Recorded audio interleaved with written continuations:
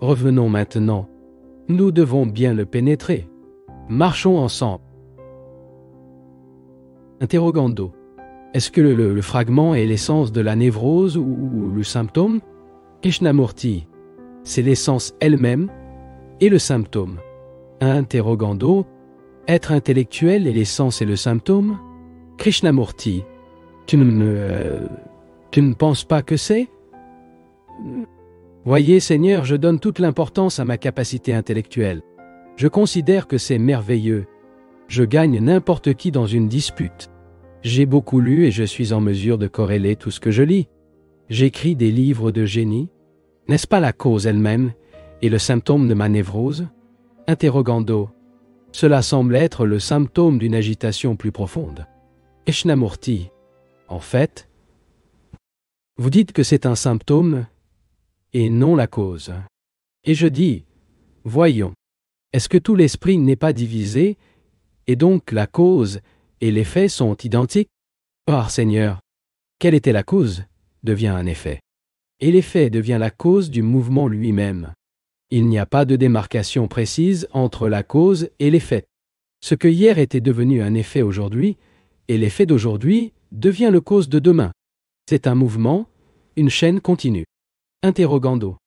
Mais n'est-il pas essentiel de voir tout le processus entier et pas seulement la cause et l'effet? Krishnamurti, c'est ce que nous faisons. Cependant, cela n'est pas possible si nous accordons plus d'importance à l'aspect intellectuel, émotionnel, physique, spirituel, etc. Ce que je demande alors, et c'était ma première question, pourquoi diviser l'esprit? Cette division est-elle artificielle ou nécessaire? Est-ce simplement une invention d'experts que nous nous asservons, ce que nous acceptons aussi facilement que nous acceptons tant d'autres choses? Nous disons que les grands hommes disent cela, et nous avalons ce qu'ils disent, et nous l'avons répété. Mais lorsque nous voyons la fragmentation et l'importance de celui-ci, et nous réalisons que toute la chaîne des causes et des effets en découle, et que c'est une forme de névrose, donc l'esprit voit tout le mouvement sans aucune division. Eh bien, monsieur, pouvez-vous la voir? Interrogando. Seulement, s'il n'y a pas identification avec le fragment. Krishnamurti. Oui, si vous vous identifiez à l'un des fragments, il s'agit évidemment du même processus.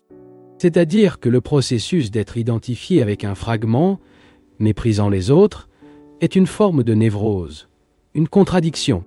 Posez-nous maintenant la question suivante. Pouvez-vous vous identifier au reste des fragments?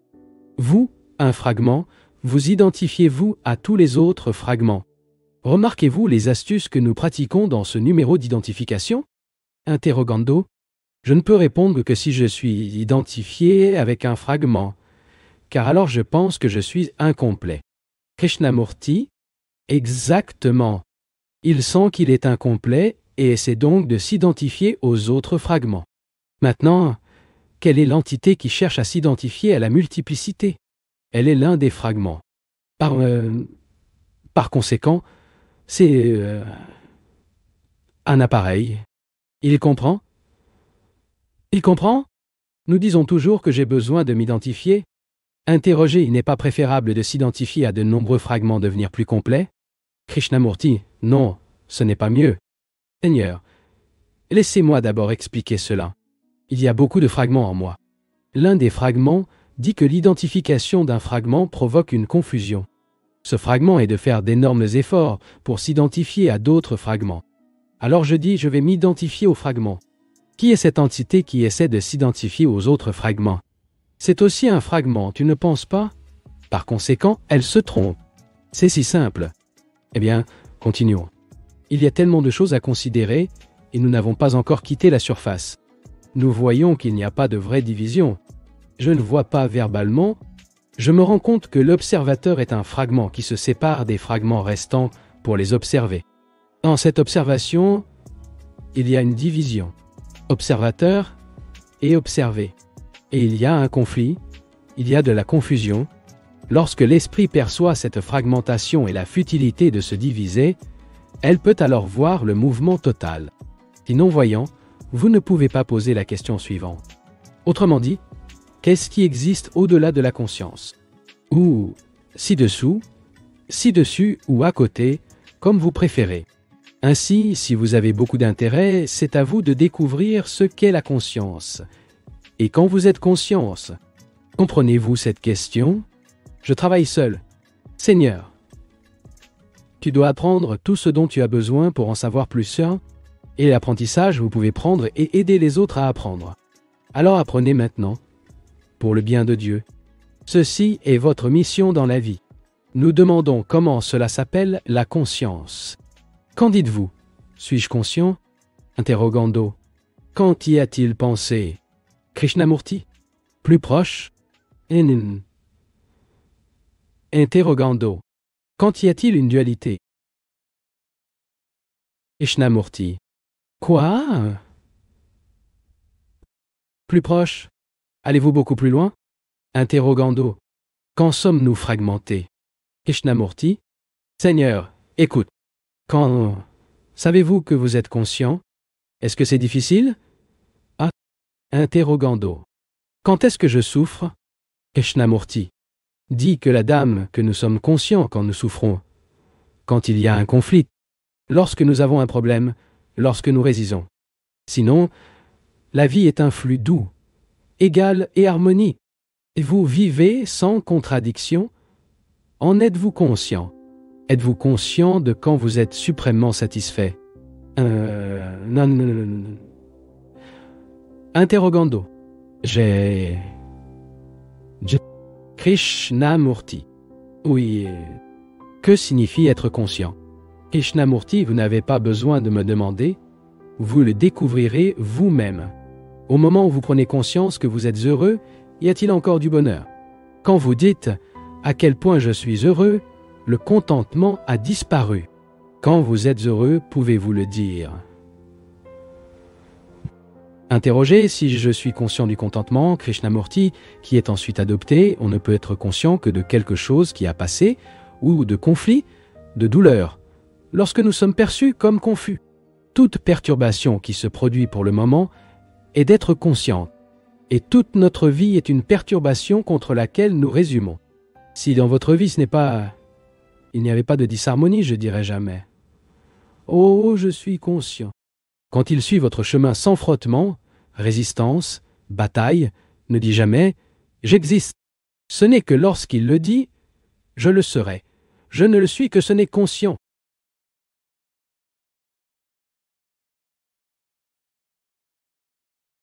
Interrogando. Cet état à lequel vous parlez n'est pas le même processus d'identification avec un arbre? Krishnamurti, non, monsieur. J'ai déjà expliqué l'identification. Voyant un arbre, je n'emmène pas pour une femme ou une église. C'est un arbre. Ce n'est pas une identification. Voir, Seigneur, nous avons découvert une chose. Nous avons appris une chose. Il n'y a que la conscience quand elle est trop. Ou essayer de devenir. Devenir implique un conflit. Je serai.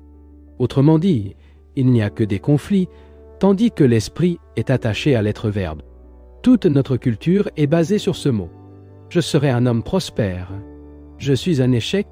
J'ai besoin de faire quelque chose d'important. Ce livre transformera le monde. Tu me suivais? Bien qu'il y ait ce mouvement à devenir, il y a un conflit. Et ce conflit rend l'esprit soucieux de l'esprit. Ou dit que je devais être bon au lieu d'être bon. Être bon, c'est aussi une forme de résistance. Être bon, être et devenir la même chose. Interrogando. Pouvez-vous être conscient d'un conflit? Krishnamurti. Il peut en être sûr. Sinon, il ne serait pas possible d'être conscient. Interrogando. Une personne ne peut-elle pas être si impliquée dans un conflit qu'il ne le réalise pas? Krishnamurti. Certainement. C'est une forme de névrose. Monsieur, avez-vous déjà visité un hôpital aliéné? Quelqu'un d'entre vous? J'étais dedans, pas aussi malade, en compagnie d'un anesthésiologue. Et toutes les malades, du plus haut étage où les plus violents se limitent à la marche la plus basse, où ils sont les plus doux, tout le monde s'est retrouvé en conflit. Élevé au degré d'exagération bien compris.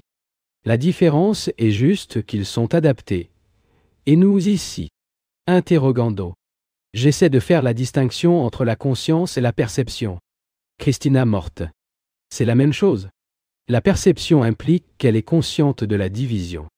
Quand on est conscient, sans division ni choix, cela signifie que l'esprit n'est pas coincé dans le mouvement de devenir ou d'être.